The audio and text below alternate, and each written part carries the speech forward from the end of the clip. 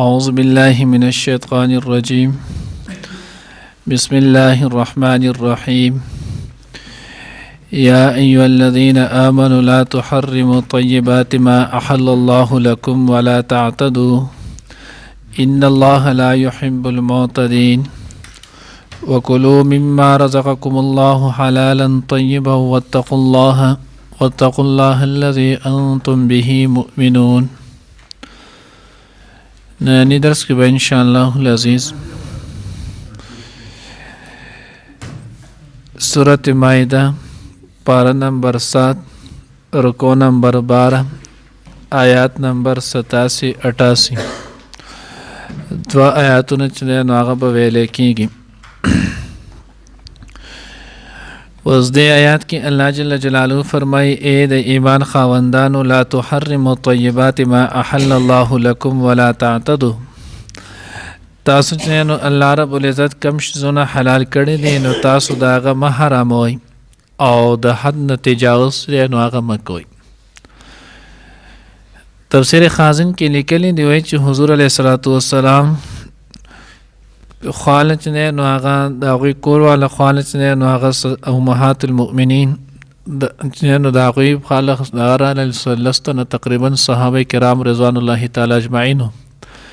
په هغې کې ابوبکر علي عبدالله ابن مسعود عثمان ابن معزون ابو حذیفه دا حضرات چې دی نو هغه د قرال رضوان الله تعالی اجمعین دوی د عبادت متعلق چې دی نو هغه تپوس وکړو نو چې د حضور علیه الصلاة والسلام د عبادت دوی ته تذکره وکړی شوله نو دې کې بعضې کسان وی چې موږ به د نن نه بعد چېرته هم ښکلې عمده کپړه به چې دی نو هغه نه استعمالو. بعض وی چې موږ به اعلی خوراک چې دی نو هغه به ترک کو. بعض وی چې موږ به همیشه د پاره روژه نیسو چېرته بوزه کو چې دی نو هغه به نه. بعض وی چې موږ به چې دی نو هغه ثابته شپه قیام کو اوده کېږو به نه. بعض وی چې موږ به نو هغه د سره ودونه نه کوو. حضور علیه الصلاة والسلام رالو تاسو څه وایئ؟ هغوی د الله رسوله موږ چې نو هغه دقه شانتې دی نو عبادت متعلق تپوس وکړو نو الله خو ستاسو ټول ګناهونه معاف کړي ستاسو دا کیفیت نه نو موږ به خو په دغې عبادت څه وشي نو موږ دا خبر وکړم. نبی علیه الصلاة والسلام فرمیل نه زه ګوره خوراک هم کوم روژه هم نیسم اوده کېږم هم د شپې قیام هم کوم دغه شانتې خوشبو هم استعمالوم ښه کپړه هم استعمالوم ودونه چې دی نو هغه هم کوم. دا ټول چې دی نو هغه سنت طریقې دي دا ټول چې دی نو هغه انسان ضروریات دي دا کول پکار دي اعتدال سره کار دی. او بیا د الله پیغمبر فرمایل فمن رغب عن سنتي فلیس مني چا چې زما د یو سنت نه هم اعراض وکړلو دا سړی زموږ نه دی. نو دې متعلق چې نو د آیاتونه راغلي. بیا الله رب العزت فرمایي چې تاسو اے مؤمنانو تاسو ته حرام مګړئ ما حراموئ هغه شیزونه کم چې الله پاک ستاسو دپاره حلال کړي دي. معارف القرآن کې مفتی شفیع صاحب رحمه الله چې دی نو هغه ذکر کړی دي وی حلال شیزونه حرام چې دی نو هغه ګڼل د دې 3 صورتونه دي. صورت نمبر 1 چې دی نو هغه دا دی چې د حلال شیز وي او اعتقاداً سړی دا حرام وګڼي. یو دا نه چې سړی دا اعتقاداً حرام وګڼي. دویم دا نه چې سړی دا قولاً حرام وګڼي قولاً چې نو هغه حلال شیز حرام کی. او دریم دا نه چې نه اعتقاداً وي نه قولاً وي بلکې دا انسان دا شیز نو عملاً حرام وګڼي. وضاحت یې درته اوس کوم. اولنې اعتقاداً حرام وګڼي. اوس الله رب العزت یو شیز چې نو هغه حلال لا لګړی بالکل حلال دی او دغه حلال شیز متعلقو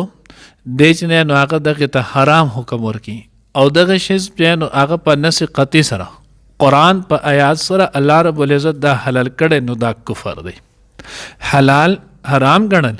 حرام حلال ګڼل چې په نص قطعي سره یو شی چې دی نو هغه حلال وي. لکه مثال په طور کې غوا حلاله ده د هغې پی حلال دي د هغې غوښه حلاله ده. اوس یو سړی چې دی نو دا حرامه وګڼله دا سړی کافر شولو اعتقاداً د دې چې دی نو اعتقاد د هغې احترام هغه شروع کوم. یا یو شی حرام دی لکه شراب حرام دی علیاذ بالله یو سړی حلال وګڼي اعتقادا اوس دا سړی چې نو هغه کافر شو. دویم دا نه چې یو حلال شي سړی قولاً چې نو هغه څوک حرام وګڼي. لکه مثال په طور کې خوراک چې نو هغه حلال دی اسکاک چې نو هغه حلال دی خجامه اغوستل چې نو هغه حلال نه. اوس یو سړی قسم وخورو زما د قسم زوبه بریانی نه خورم، اوس دې ته قسم خوړو د قولا حلال شي چې نو هغه حرام کړلو، په ما باندې بریانی چې نو هغه حرام ده. اوس چې کله دا خبره وکړله او بیا د دغه نه اورسته دی وخوړله نو دی چې کله حانش شي نو دا قسم دی بیا به د قسم کفاره ادا کوي. خدای اوس دا اعتقادا دا نه ګڼي چې بریانی حرامه ده، خدای په ما باندې حرامه ده زه به یې نه خورم، داسې نه چې دا چې نو هغه به ذات خود حرامه ده نو کافر نه دی. البته کله چې هم د وخوړل د قسم چې نو هغه مات شولو دی به اوس نو حانش شو دی به د قسم کفاره چې نو ادا کوي. دریم صورت نو هغه دا نه چې یو شی نه قولا چې نو هغه د حلال په ځان حرام کی او نه اعتقادا چې نو هغه حرام کی، عملا یې حرام وګرځي. عملا حرام مقصد دا دی چې دی اوس د یو شی متعلق حلال شی متعلق د پوخ اراده چې نو هغه پخته اراده دا او کی چې زه به چرته هم دا شی نه استعمالو. نو د دې بیا دوه صورت دي. یو صورت چې نو هغه دا دی کله دغه دا نه استعمالول د ثواب غني، د دغه حلال شی د دغه مباح شی زو د دې دا نه استعمالول دا د ثواب غني نو دا بیا بدعت دی، دا رهبانیت دی او بدعت دی، دا بیا ناجایز دی. لکه مثال په تور کې خجامه استعمالول، خ خوراک چې نو هغه کولو دا مباح دی. اوس یو سړی وي چې زه به چرته هم خجامه چې نو هغه نه استعمالوم او کمزوري جامه استعمالول د خجامه په بدله کې د ثواب غني نو دا بدعت شولو. ولی الله پیغمبر نه دا نه دی ثواب د ثواب په نیت نه نو هغه د وکړو دا بیا صحیح نه ني. او کچرته نه چې نو هغه یو مباح شی زو عملا چې نو هغه د هغه استعمال ترکی یا جسمانی چې نو ضرر د وجنه یا روحانی ضرر د وجنه نو په دغه صورت کې او د ترک د دې د نه خوړل دا پرېږدي نو د دې استعمال کول دا پرېږدي، خدای نه ثواب غني او نه قولا او نه اعتقادا حرام غني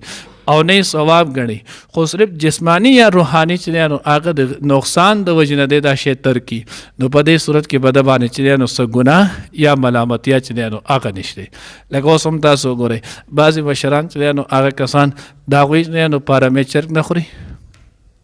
خدای ثواب هم نه غني او د ثواب سره چې نو هغه څه کوي دا قولا یا دغه هم نه کوي، خو خوري نه بس دغه مزاج نه دي. ډېر خلک چې نو هغه د سیم دي هغه که خیال مکړه د بیزې پی چې نو هغه نه استعمالوي نو اوس دا مباح شی نو هغه ترکول نه نو د دې دغه درې صورتونه دي. نو دغه درې صورتونو کې اولنې باعث کفر، دویم نه چې نو هغه څه کوي قسم کفاره بیا استعمال ادا کوي او دریم چې نو هغه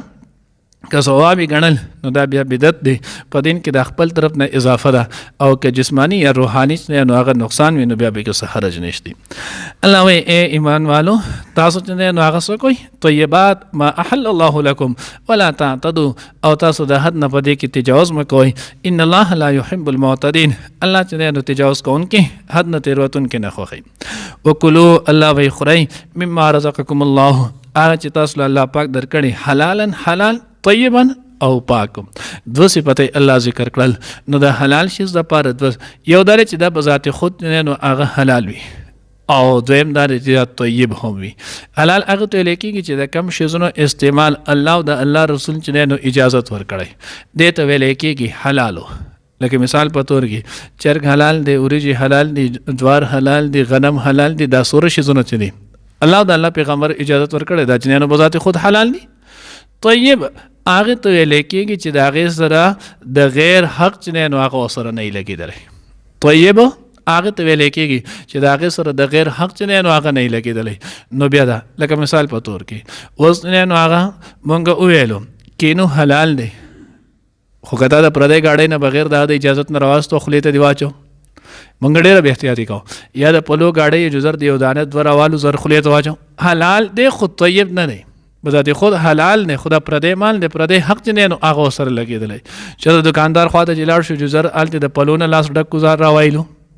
یا داسې بل یو د خوراک چې نو هغه شی دی نو دا حلال دی خو طیب نه دی. طیب هغه ته ویل کېږي چې د هغې سره د غیر حق چې نو هغه نه لګېدلی، دې سره اوس د غیر حق چې نو هغه لګېدلی. نو الله وایي ای د ایمان خاوندانو کلوا مما رزقکم الله حلالا و طیبا، حلال او طیب زکاتی سے مبارکه کې راځي لا یحل مال امرئ